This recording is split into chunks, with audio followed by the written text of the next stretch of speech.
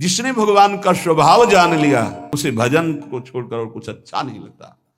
मान लीजिए, कृपा कर दीजिए, अपने ऊपर कर दीजिए, हमारे प्रभु का नाम तुम्हारी समस्त समस्याओं का समाधान है। बस कुछ दिन मन लगे ना लगे, काम बने ना बने, कोई लाभ दिखाई दे ना दिखाई दे, आप सतत नाम जपने का प्रयास कीजिए।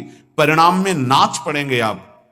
पहले आपके पापों का नाश होने दीजिए। नाम का प्रभाव महाअमृत में, जिसने नाम को स्वीकार किया, चाहे वो जैसा रहा हो, उसका परिणाम बड़ा मंगलमय निकला है। देखो आप कैसे हैं, कौन हैं, हमारे भगवान ये सब नहीं देखते। आपने भगवान का नाम उच्चारण किया, बस इसी से भगवान नहीं जाएंगे। वो चाहे चांडाल क्यों ना हो, नीच आचरण करने वाला क्यों ना हो, यदि वो नाम जपना शुरू कर दिया तो गरियान सर्वश्रेष्ठ हो जाता है। तुम्हें कोई रोग शोक, कोई भी अभाव रात दिन जो जला रहे हैं वो प्रभावित नहीं कर पाएंगे यदि नाम जप करोगे। बात समझ लीजिए। ये छोटे मोटे रोगों की क्या बात जो 4 दिन में ठीक हो जाते हैं। आजीवन जब तक श्वास शरीर पे है तब तक भयानक कष्ट के द्वारा जीना है। अगर नाम चल रहा है तो इसका कोई कुप्रभाव नहीं है। मन शांत है, प्रसन्न है, 100 में 1% भी इसकी कोई परवाह नहीं, कोई चिंता नहीं। जो शास्त्र में लिखा है वो जीवन के अनुभव में उतरना चाहिए। कोई भी रोग जिससे रात दिन लोग जलते हैं वो तुम्हें ताप नहीं दे सकता। कष्ट आएगा लेकिन वो आपको परास्त नहीं कर पाएगा। इधर से कष्ट का प्रहार तो इधर आनंद की वो बाढ़ लगी हुई है कि इधर लहरें कष्ट की हो रही, वो आनंद में डूबा हुआ है। ये किससे होता है? नाम जप से। प्रार्थना मान लीजिए, ये प्रवचन नहीं, ये जीवन है। अगर आप मान लेंगे तो निहाल हो जाएंगे, आप मस्त हो जाएंगे, आप इस दुखालय से पार हो जाएंगे। शोक, जिन वस्तुओं का हम सेवन करते हैं, जो प्रिय वस्तु होती है, प्रिय जन होते हैं, इनके वियोग में बहुत शोक होता है। सच्ची मानिए, यदि नाम जप कर रहे हैं आप और आपका नाम संग्रह हो चुका है, पाप नष्ट हो चुके हैं, तो आपको कभी किसी के भी वियोग में, चाहे वस्तु हो, पद हो, संपत्ति हो, संबंधी हो, आपके हृदय में ताप नहीं लग सकता। जासु नाम भव भेषज हरन घोर त्रैशूल, दैहिक दैविक भौतिक ताप ये नाम जापक के हृदय में नहीं लग सकते। मस्ती रहती है। नरसिंह मेहता जी के पुत्र जब पधारे तो करताल उठाकर नाच रहे हैं गोविंद के सामने। बड़ा अच्छा किया, आप अपनी वस्तु स्वीकार कर लिए। धरोहर थी, आपने ले लिया, आपकी धरोहर आपने ली, मस्त होकर, कोई शोक नहीं।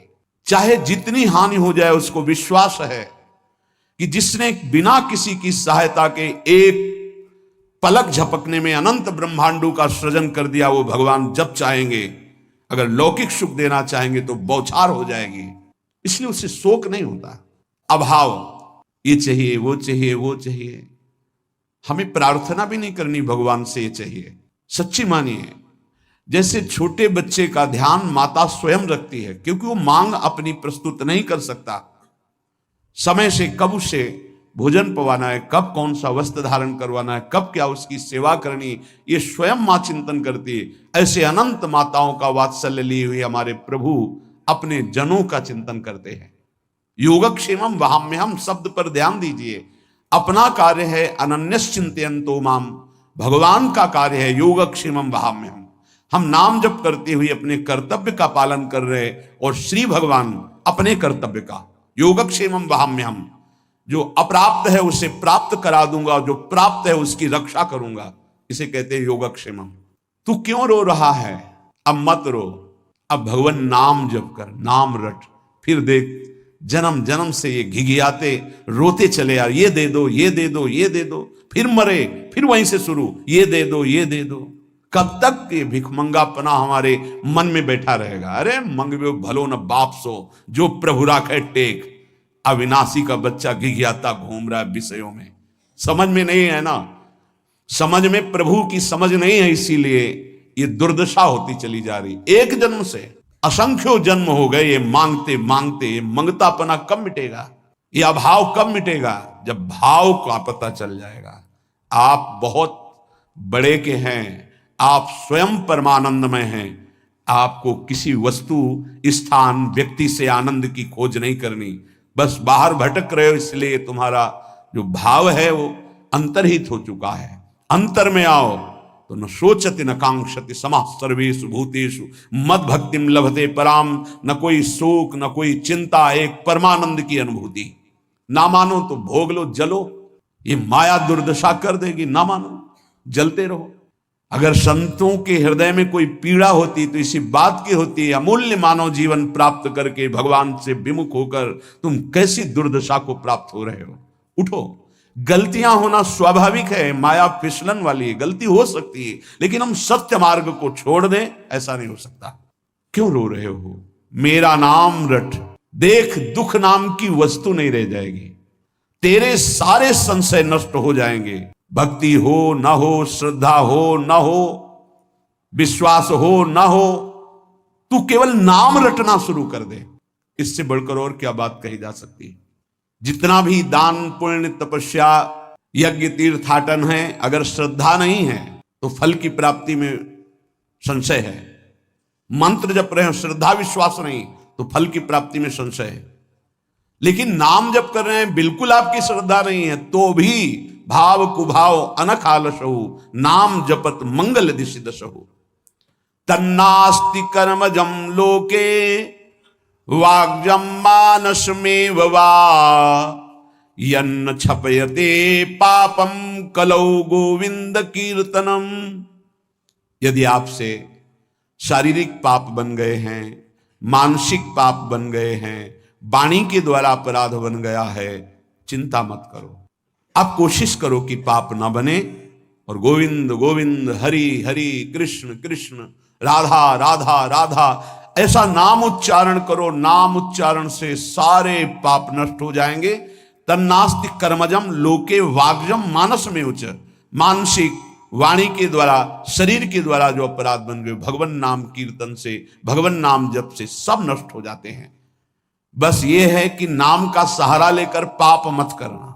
अब तक जो हुए सो हुए, चूक हो जाएगी तो वो नाम भस्म कर देगा उस पाप को। जानबूझ करके, संकल्प करके, हर्षित होकर पाप करेंगे कि शाम के नाम जप कर लेंगे, दिन भर पाप करते हैं, तो फिर वो नामापराध लागू हो जाएगा और वो प्रभाव नाम का नहीं पड़ेगा और आपको उसका दंड मिलेगा।